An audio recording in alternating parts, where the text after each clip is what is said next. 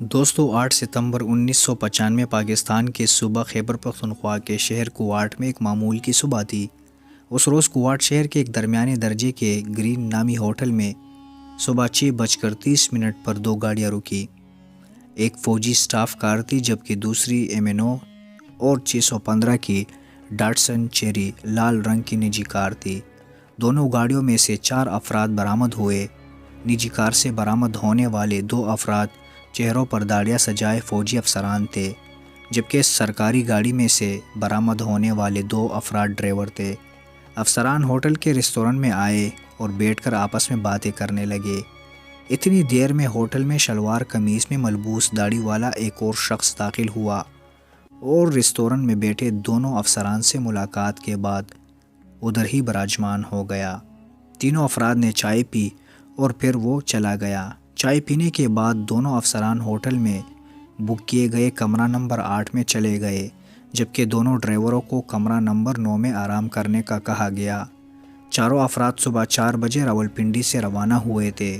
دوسری طرف محکمہ کسٹمز اینڈ ایکسائز انٹیلیجنس کا نوجوان senior intelligence and investigation officer Jawad Sultan کوارٹ کے نواح میں موجود چکر کوٹ نامی گاؤں کے باہر اپنی 2 موبائل پارٹیوں کے ساتھ ناکہ لگا کر کھڑا تھا۔ انہیں خفیہ اطلاع ملی تھی کہ یہاں سے اسلحہ سمگلنگ کرنے کی کوشش کی جائے گی۔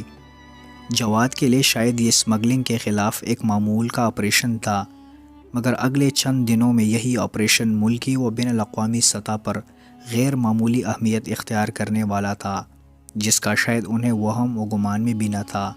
جواد کو وائرلیس پر پیغام دیا گیا کہ مذکورہ مشکوک گاڑی آ رہی ہے۔ گاڑی کا نمبر اور رنگ جو انہیں اور ان کی ٹیم کو پہلے ہی معلوم تھا کو دیکھ کر انہوں نے اس کا پیچھا کیا اور اسے گرین ہوٹل کے باہر رکنے کے تھوڑی دیر بعد ہی پکڑ لیا۔ گاڑی سے 2 افراد برآمد ہوئے۔ ایک اپنا تعارف حاضر سروس فوجی سپاہی مقصود کے طور پر کروا رہا تھا اور دوسرا شخص اپنا تعارف قاری سیف اللہ اختر کے طور پر کروا رہا تھا۔ دونوں کے زیر استعمال وہی چیری لال رنگ کی گاڑی نمبر M&O اور 615 تھی جو ابھی صبح ہی راولپنڈی سے کوارٹ پہنچی تھی۔ گاڑی اور دونوں ملزمان کو فوری طور پر سرکاری تحویل میں لے کر نامعلوم مقام پر منتقل کر دیا گیا۔ یہ سب بہت تیزی سے ہوا تھا۔ دراصل گرفتار ہونے والا ایک ڈرائیور صبح ہی اپنے ساتھی ڈرائیور کے ہمراہ فوجی سٹاف کار میں کوارٹ پہنچا تھا، مگر بعد میں اسے اس کے افسر نے ریسٹورنٹ میں آنے والے مولوی صاحب کے ساتھ جانے کا کہا تھا۔ جب کسٹمز پولیس و انٹیلیجنس حکام نے گرین ہوٹل کی پارکنگ میں چھاپا مارا تو دوسرا ڈرائیور سارا واقعہ دیکھ رہا تھا۔ اس نے صورتحال دیکھی اور فوری طور پر ہوٹل کی پہلی منزل پر موجود کمرہ نمبر 8 میں بھاگتے ہوئے پہنچا، جہاں اس نے اپنے 2 افسران کو حواس باختہ حالت میں اطلاع دی کہ اس کا ساتھی ڈرائیور مقصود مولوی صاحب کے ساتھ گرفتار ہو گیا ہے، جبکہ ان کی چیری لال رنگ کی گاڑی ڈاٹسن بھی پولیس اپنے ساتھ لے گئی ہے۔ شاید اس وقت اطلاع دینے والے کو پولیس اور محکمہ کسٹمز کا فرق معلوم نہیں تھا، کیونکہ دونوں کی وردیاں آج بھی کم و بیش ایک جیسی ہی ہوتی ہے۔ کئی برس بعد اس مقدمے کے مختلف سول اور فوجی عدالتوں میں دائر مقدمات کے دوران ان ریکارڈ کی گئی شہادتوں کے مطابق ڈرائیور کی طرف سے دی جانے والی یہ اطلاع کمرے میں بیٹھے دونوں افراد کے لیے کسی دھماکے سے کم نہیں تھی۔ ان دونوں افراد میں سے ایک فوج کے حاضر سروس بریگیڈیئر منتصر باللہ اور دوسرے حاضر سروس کرنل لیاقت علی راجہ تھے، جبکہ کسٹمز پولیس اور انٹیلیجنس کی طرف سے گرفتار کیے جانے والا قاری دراصل مشہور جہادی کمانڈر قاری سیف اللہ اختر تھا۔ محکمہ کسٹمز و انٹیلیجنس حکام کو اسلحہ سمگلنگ کی اطلاع دراصل فوج کی ملٹری انٹیلیجنس کی طرف سے فراہم کی گئی تھی۔ ملٹری انٹیلیجنس نے اس وقت قبائلی علاقہ جات اور درہ کے علاقوں میں اسلحہ فروخت کرنے والوں کے درمیان اپنے مخبروں کا ایک مؤثر جال بچھا رکھا تھا۔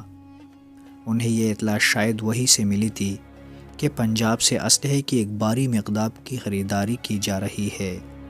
یہ اطلاع محکمہ کسٹمز انٹیلیجنس حکام سے شیئر کی گئی اور یوں کارروائی کر کے 2 افراد کو ایک گاڑی اور اسلحے سمیت ہوٹل کے باہر سے گرفتار کر لیا گیا تھا۔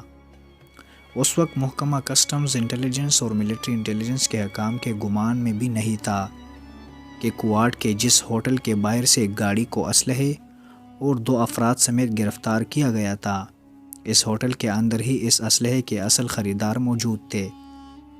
کسٹمز حکام نے گاڑی کھولی تو گاڑی میں سے 26 کلاشنکوف، 5 راکٹ، 1 راکٹ لانچر اور 50 ہینڈ گرنیڈ برآمد ہوئے۔ جواد سلطان کی طرف سے فوجی عدالت کو دیے گئے بیان کے مطابق 26 میں سے 17 کلاشنکوفوں پر خالصتان زندہ باد، جگتے دار، تلوندر سنگھ وغیرہ کھندا تھا، جبکہ 9 کلاشنکوفوں پر ایسی کوئی تحریر نہیں تھی۔ اس مقدمے کے ایک ملزم کے مطابق، جو اپنا نام ظاہر نہیں کرنا چاہتے، ان ہتھیاروں کی خریداری کا آرڈر قاری سیف اللہ اختر نے دیا تھا، جس پر اس وقت کم و بیش 2 لاکھ روپے خرچ آئے تھے۔ سیف اللہ اختر کشمیر اور افغانستان میں جہاد کر چکے تھے اور جہادی حلقوں میں ایک جانا پہچانا نام تھے۔ سیف اللہ اختر کو اسلحہ خریدنے کے لیے پیسے بریگیڈیئر مستنصر باللہ نے دیے تھے، جبکہ انہوں نے اسلحہ درہ دمخیل میں اسلحے کے ایک دکاندار حاجی فضل سے خریدا اور اسے کوارٹ پہنچانے کی ذمہ داری سعد رسول نامی شخص کو سونپی۔ مستنصر باللہ کا خیال ہے کہ اسی سعد رسول نامی شخص ہی نے ملٹری انٹیلیجنس کو اس معاملے کی مخبری کی تھی۔ مقدمے کی کارروائی کے مطابق یہ کہانی یہاں ختم نہیں ہوتی۔ ڈرائیور کی طرف سے کمرہ نمبر 8 میں موجود افسران کو پولیس چھاپے کی اطلاع ملتے ہی دونوں فوجی افسران سرکاری گاڑی میں بیٹھے اور راولپنڈی پہنچ گئے۔ راستے میں دونوں نے اپنے اپنے دفتروں میں اطلاع دینے پر اتفاق کیا کہ وہ کوٹلی میں کشمیر کی آزادی کے لیے بعض مجاہدین کو اسلحہ فراہم کرنا چاہتے تھے کہ کوارٹ میں ان کا ڈرائیور اور گاڑی پکڑی گئی۔ بریگیڈیئر مستنصر باللہ نے پیشکش کی کہ وہ سارا الزام اپنے سر لے لیتے ہیں اور کرنل لیاقت دفتر میں ہی یہ بتائیں گے کہ بریگیڈیئر کے مانگنے پر انہیں گاڑی دی گئی تھی، تاہم انہیں اس کے استعمال کا پتہ نہ تھا۔ البتہ کرنل لیاقت نے اس سے اتفاق نہ کیا۔ اوپر درج کیا گیا سارا منظرنامہ فوجی عدالت میں اس وقت ملزمان اور گواہان کے بیانات کی روشنی میں بھی سامنے آتا ہے۔ راولپنڈی پہنچنے پر سب سے پہلے میجر جنرل ظہیر الاسلام عباسی کو اس معاملے سے آگاہ کیا گیا، کیونکہ یہ سارا منصوبہ انہیں امیر المومنین بنا کر ملک میں خلافت قائم کرنے کا تھا۔ Army chief general Abdul Waheed Kakar نے 30 ستمبر 1995 کو GHQ راولپنڈی میں معمول کا کور کمانڈر اجلاس طلب کر رکھا تھا، اور منصوبہ یہ تھا کہ army chief general Abdul Waheed Kakar اور کور کمانڈرز کانفرنس کے لیے آئے جرنیلوں کو ان کی رہائش گاہ کے لیے دیے گئے کمروں سے گرفتار کیا جائے گا۔